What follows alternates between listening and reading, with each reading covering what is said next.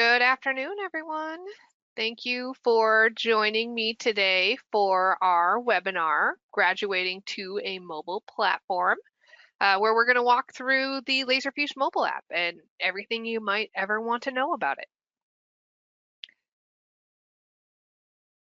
We're going to start off with our standard housekeeping items. So throughout the duration of this presentation, participants will be muted, but if you have questions at any time, please type them into the questions box and I'll address them at the end.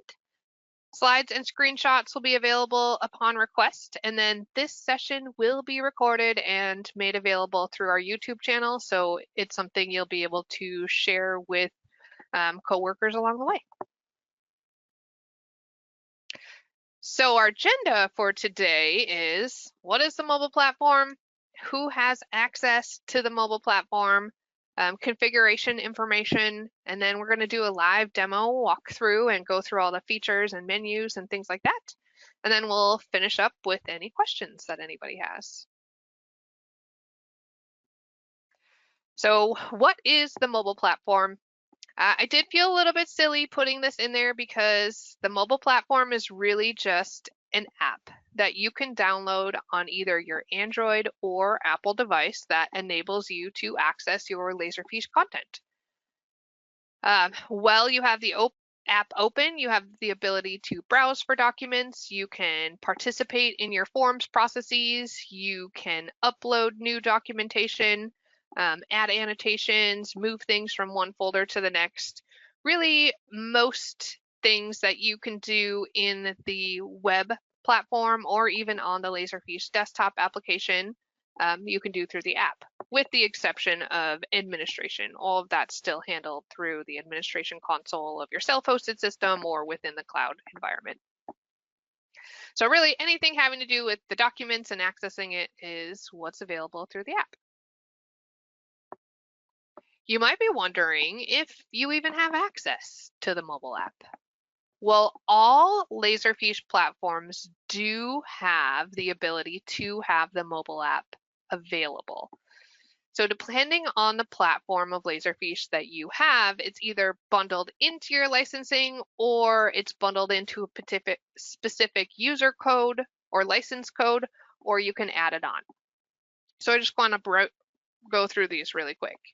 Laserfiche Cloud, it's included right out of the box. You don't have to do anything special. You just download the app and you can get access. With any self-hosted system, whether it's subscription or Rio, where it's bundled in automatically, or Avante and United, with those self-hosted environments of Laserfiche, the mobile app does need to get configured. But in most cases, again, it's bundled in or it's a part of your full user line items. So if you have Avante and on your annual renewal invoice, you see this MNF20 or MNF16, which will soon be going away, all in favor of this MNF20. Essentially, as long as you have web access, you also have the ability to have the mobile app. And so if your line items are broken out and you have MNF05 or something like that, but a separate line item for this MWAX, then you have the web access and the Laserfiche mobile app.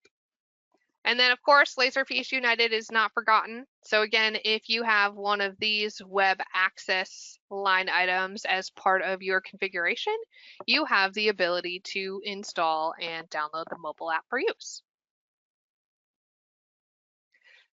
So self-hosted considerations.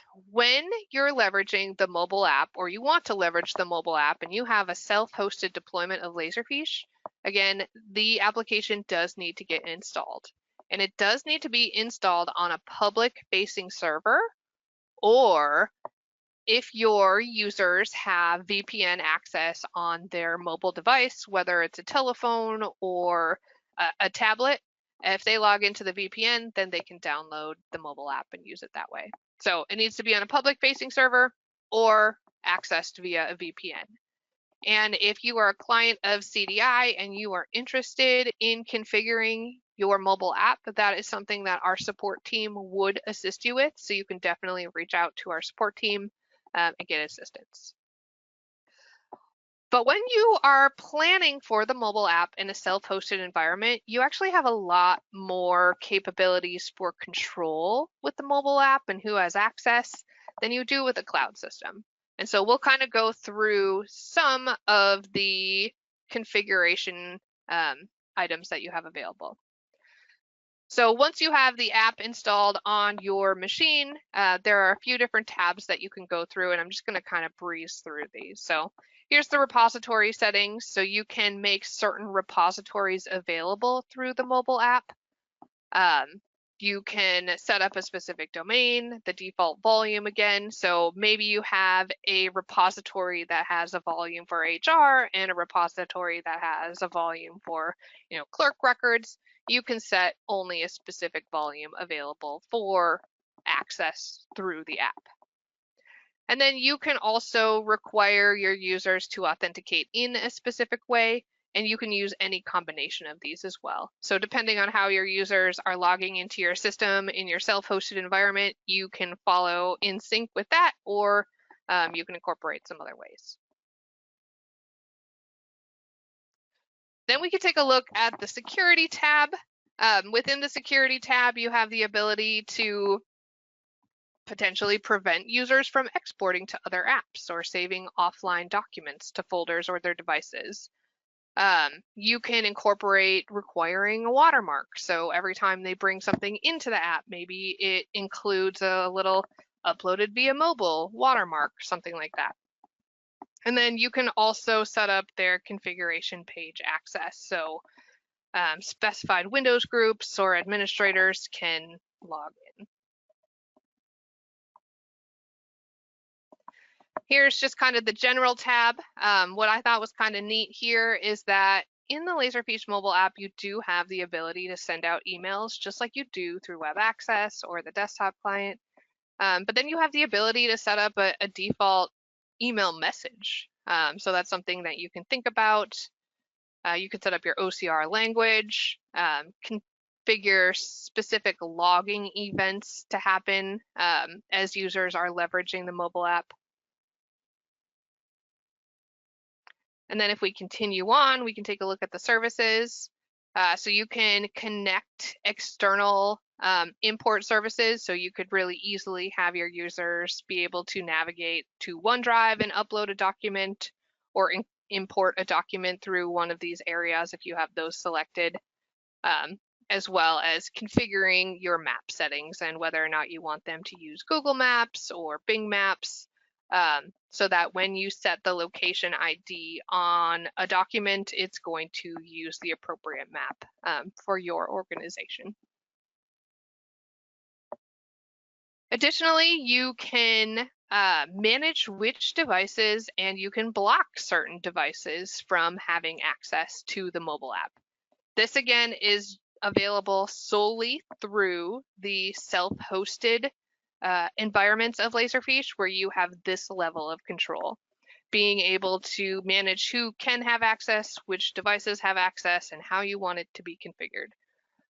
So these are just, again, some of the settings available to you. So now we're going to switch gears and just talk about Laserfiche Cloud configuration. And actually, Laserfiche Cloud makes getting the app and having access incredibly easy, which is really nice on one hand because users can go ahead and just download the app through their mobile device, log in with their credentials, and there you go. They've got access to the mobile app. But that can be a drawback for some organizations that are not interested in having their users have access to the app because there's no way to deter access or prevent access to the app. The only way that our team has really been able to define potential for not allowing users to have access to the app is if you give your users a device administered by the organization, and then you can set up your device so that they don't have the ability to download the mobile app onto that device. But theoretically, they could use one of their personal devices and download the app and still get access to the documents. So that is a consideration for the cloud. But at the same time, if you're allowing your users access to those documents via the web, what's the difference through the mobile app? So just considerations to think about. So pretty simple. Now we're actually just going to jump into the demo. I feel pretty proud of myself because I figured out how to link my phone to my computer. So we're going to go through the mobile app. So this is my phone. Hopefully I don't get any text messages while we do this. I think I have my notifications turned off, but right here on my homepage, I have the Laserfiche app, and I'm just gonna click on it, and I want to show you some of the items that pop up that you could do without even jumping into the mobile app. However, if you try, it's gonna make you log in. But you could take a picture, upload an image, fill out a form, or go directly to your offline file. So by selecting one of these, it will open up the app and then have you log in, and then you can go directly to take that picture. So we're just going to click it. I have my app set up to sign in with fingerprint ID, but you can also just use your username and password. Setting up your fingerprint ID is really easy. Once you download the app and you log in, you can just click that sign in with your fingerprint ID, and then it will take you to a screen where you can configure it. It takes less than 2 seconds, and then instead of using a username and password, you can go ahead and sign in with your fingerprint. So it makes it pretty nice and easy. And then once you're logged in, you get dumped directly onto your repository. And so all of these folders and documents that we can scroll here through are folders and documents that I have access to regularly through the web access or the desktop application of Laserfiche. There is no difference between the content of what's available through the mobile app and my repository, assuming my configuration allows me access to everything that I would have access to in my web access module. And that goes back to when I was talking about how you can configure access to the self-hosted environments for the mobile app. Again, you can limit which repositories users have access to or which volumes they have access to when setting up the mobile app. So assuming I've got permissions and we've granted all the same permissions that a user would have, you would see everything you would see normally. So as we look at this screen, we can come up here and we can do a search. We can refresh. So if something changes, we can definitely hit the refresh. And then we've got this icon for any of our notifications that we have. Looks like I've got a lot of work to do, so we'll tackle that in a little bit. But then if we go to the navigation pane here, this is going to allow us to go to different areas of Laserfiche. So we can go directly to our tasks, team tasks, all of these. Instead of clicking on the more information, you can also swipe left. No, swipe right. You can swipe right, and then that will pull open the navigation menu as well. So we're just going to go down the list. We're going to take a look at my tasks. And again, this is very similar to using the web client or forms in general, where right away it displays all of the tasks that are assigned to you. If you have started any tasks and they are in draft status, you would see them here in the draft status. Things that are unassigned. So that means that maybe they were assigned to a team of users and you might be a part of that team. Those would show up here in your unassigned tasks. And like normal, you can click these more buttons and you can assign it to me or reassign it to somebody else or edit the due date. Again, assuming you've got permissions configured. And then anything that you've completed, of course, will show up here in the completed area. So team tasks, if you, again, are a part of a team, you would see your team tasks show up here. It's just kind of another area that you could find it, unassigned team tasks or completed team tasks.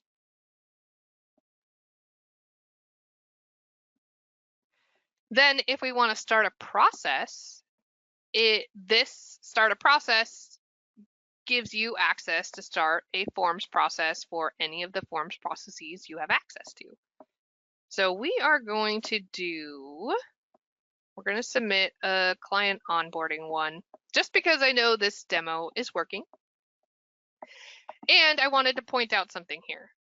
In this form, you can see it looks a little bit wonky. Our tabs are stacked on top of each other. It's covering up our header and our body. And when you are doing your Laserfiche Forms configuration within the Forms application, you have the ability to optimize your form for mobile access. And my assumption is that hadn't been done with this one, because if you optimize it for mobile use, then it's going to kind of reconfigure it according to what a mobile device is going to need. So it's going to look more normal. So that's something just to kind of keep in mind as you're configuring your processes. If users might have mobile access or might want to have mobile access to those processes, to just click that enable mobile optimization, I believe. So we are going to onboard Angela Kinsley. I don't know if anybody on here is an Office fan, but she's Angela from The Office, and it's her birthday today.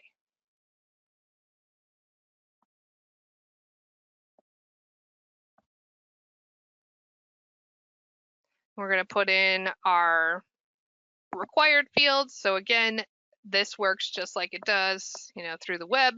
Required fields are still required. There's no way around that. And then we can tab through and say next down here, or of course we could use the tabs at the top to click those and switch between. And then like any other form submission, if you want to upload a document, you definitely can.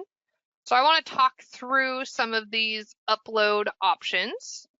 So if we click upload file, it's going to allow us to go through our phone and upload a document that we want to attach. I'm just going to attach this picture for fun. We'll do the compressed version. You can certainly upload more than one document. And again, as per normal, you can make your uploads required so that you're always getting that minimal amount of information. And then we're going to go ahead and click submit. So our form has been submitted. Something else you can do with forms is if you start a form and you have the save as draft enabled as part of your process, you can save that as a draft and access it offline in the mobile app. So if you know you have to fill out this project request form, but you're about to jump on a plane, you can start it in the airport, and then once you get on the plane, you have to flip it to your airplane mode. You can still log into the app and get access to your offline documents and complete it. And then once you connect back up to the Wi-Fi, the form will automatically submit. So I'll kind of show you a little bit how that works. But we've submitted our form, so it just kind of dumps us back out onto our forms list. But we can see up here at the top, we now have 26 reminders. And I also want to call out that as part of your process, you might get email notifications.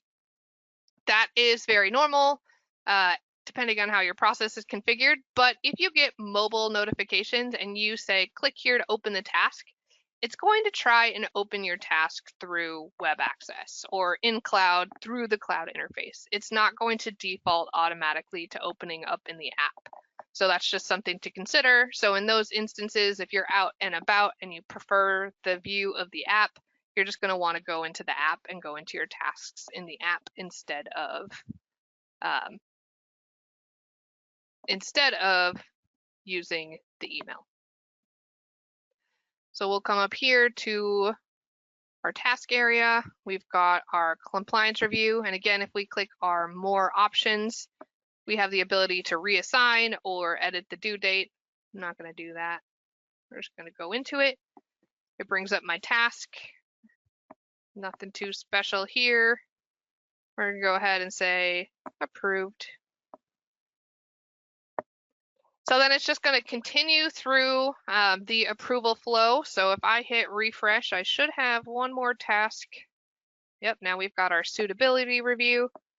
And I'm going to go ahead and just acknowledge and complete it so that Angela is now officially onboarded and we'll be able to take a look at her folder structure as we go along. So again, Forms is just like what you would expect in the desktop app. You have the ability to reassign all that good stuff through the app.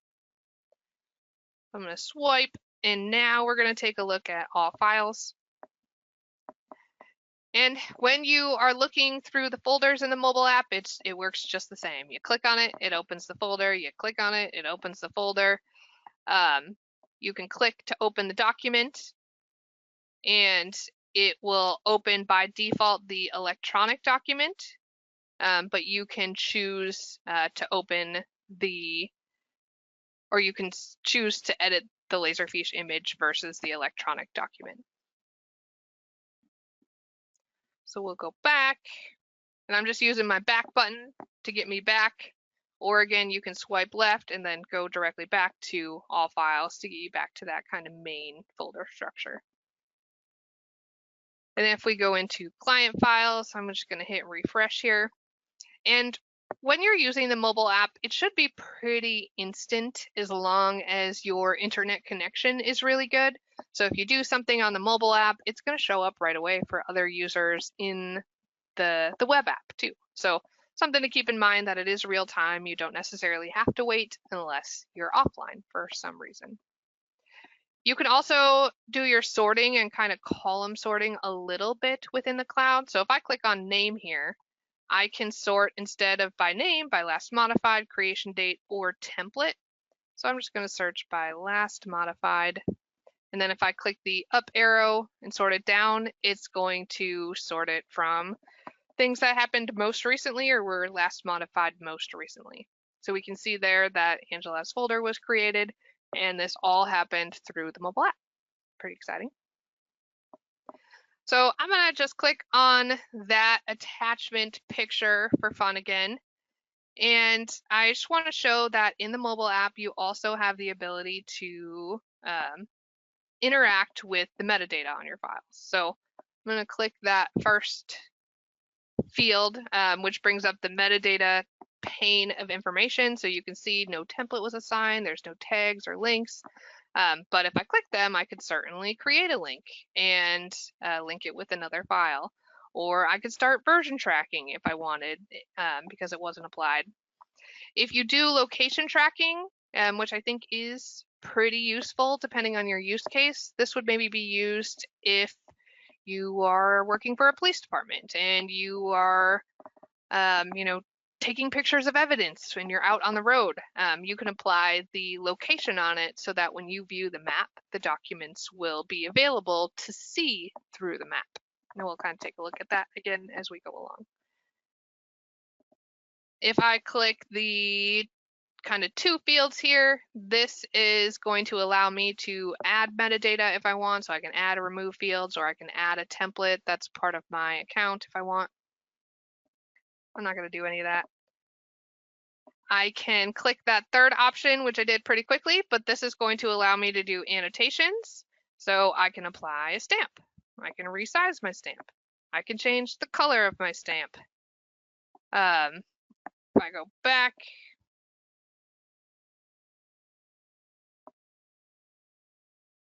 I can do custom lines and squiggles. This is pretty small because I did a picture. I probably should have chose a different image. But you can see I scribbled on there, and I could change the color if I wanted. Or I could delete it because I don't like it. And you can also add those sticky notes. So fun. And honestly, my favorite part is that you can change the color of the sticky note pretty easily. And again, these things carry through to the web app, so you'll be able to see it that way as well. Then you can go ahead and save your changes, and then you've got your sticky note on there for everybody to see. So if we go back to our navigation area, I want to just kind of continue going through. So if you have any favorited documents, those would show up in your starred area. In the repository, if you click that more button, you do have the ability to add and remove the star as needed. Again, you can save an offline copy, you could share it. We're going to go ahead and share it. And so just like through the web client, you have the same options. if you're in Cloud, or if you have Cloud as a module add-on, you have the ability to do the direct share, or you can go ahead and email the link. We'll do direct share.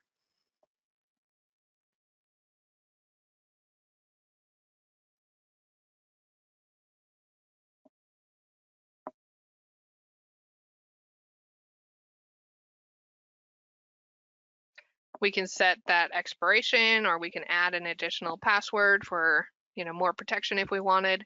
I'm just going to go ahead and click send. And then that's going to send off to my recipient. And then kind of on the flip side again, I'm going to get email notifications saying, hey, your email was sent. And then when they click the link and they download it, I'm going to get an email that says, hey, they have downloaded it. So let's actually take a look at that. So do not reply. This is the message letting me know that my email was sent out. This is the email that your recipient would get, and then they can go ahead and say, get your files, and then they can go ahead and download them, and then it's available on their phone. So I'm just going to jump back into the mobile app, go back to our navigation pane. Recent documents will show up in the recent area. I also kind of want to call out here on this screen, we can kind of see it, but if you have colors applied to your templates, or when a certain template is applied, it turns your folder a certain color. Those carry through in the mobile app, so you can kind of easily see that. Mobile uploads. In some scenarios, if you upload a document and it takes a little while, your documents will sit in here in the mobile uploads area, and it will tell you what percentage of complete it is. So if you use your mobile app to upload like a 300-page document, it might take a little while. And so it's just going to show you the status here in the mobile uploads area. Maps. So if you have location tracking on any of your files in the repository and you've got your map configured appropriately for your organization, documents that have a location assigned to them would show up here in the map. Now, I don't have any documents in my repository that have this location tracking on them, but I want to call out that in the GoToWebinar, there is a handout that you can download. This is one of Laserfiche's getting started guides for the mobile app, and I highly, highly recommend this. It's got, if you have never used a getting started guide, they, I think, are amazing. They've got quick videos embedded in them, and then tons of helpful information for getting started on whatever module it is. And so today in the handouts, I have the mobile upload one. And so there's a really good video on how the maps portion works, and you'd be able to see little pins for areas that have documents associated in the repository through here. So then your recycle bin, again, permissions carry through on the recycle bin. So if you were to delete things and they go in the recycle bin, you will only see things that you have permissions to see. You can click that more options menu, and if you have permissions, you could purge, or you could restore, or you can go ahead and check out the properties. And then shared, this is directly related to direct share again. Email is different. It just emails out through your email provider the email that you sent. But with direct share, it tracks who's done what and shared what and when. So if we take a look here at our list, these are the things that I had direct shared, and at 2:12, this was our latest one. If we click on share details, we can see who it was shared with, what the status is, the expiration, and whether or not they've downloaded the files. So if they haven't downloaded the files, it would say pending, or I'm not sure exactly what it is, but we can see here that all of the files were downloaded. And so we have that transparency into what was shared externally in our system. And then offline copies. So if you are in the repository and you want to, again, have a document available to you offline because you're going to go make some edits to this Word file, and again, you're about to get on the plane, or you know you're going to go into an area that has really poor reception and you don't want to lose your work, you could download it for offline use, and then it would show up in this offline documents area.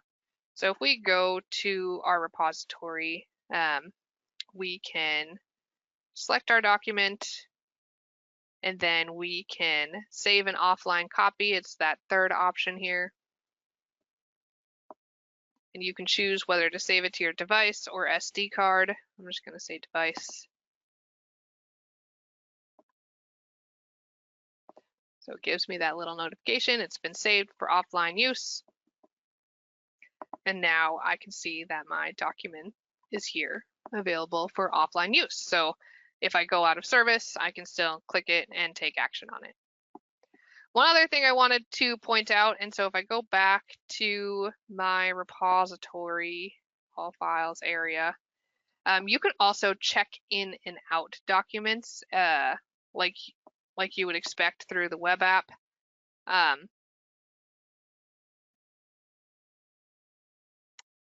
So down here at the bottom, you've got checkout details. And so if you save it for offline use, I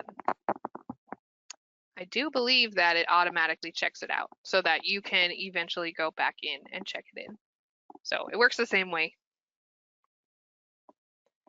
Then I want to go through the settings here at the bottom and just kind of talk through a couple of these things. So upload using Wi-Fi only. If you're ever concerned about your mobile data and things like that, you can set it up so that as long as you're connected to Wi-Fi, then it will upload your documents.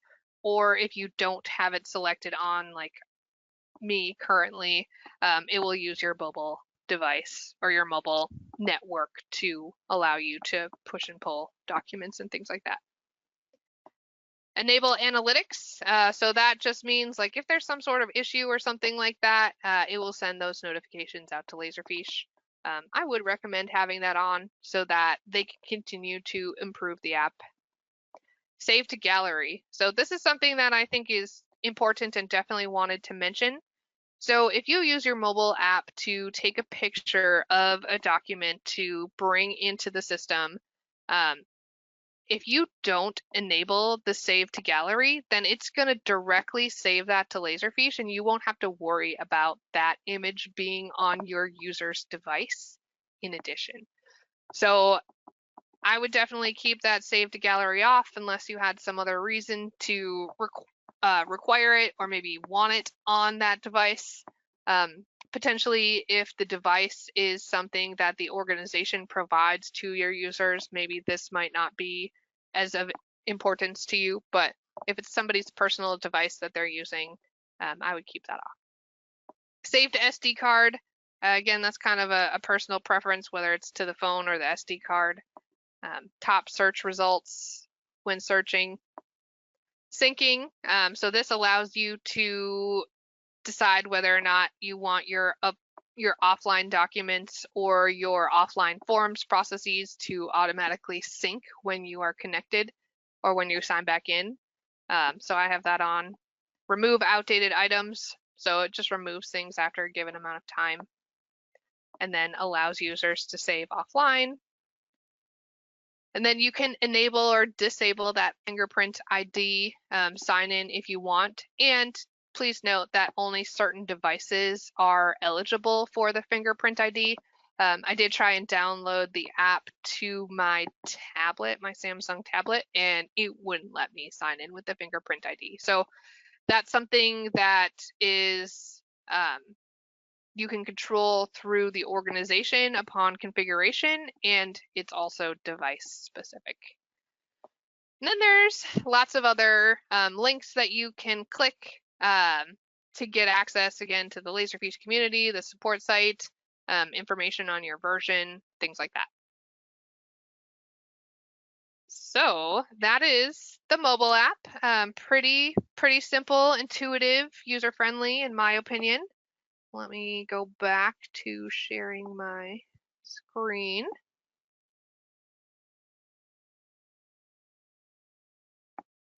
And then I just want to finish up today with encouraging you to check out some of our resources. Again, our client portal where you can log in and find helpful information, our YouTube library where you can take a look at any of these videos.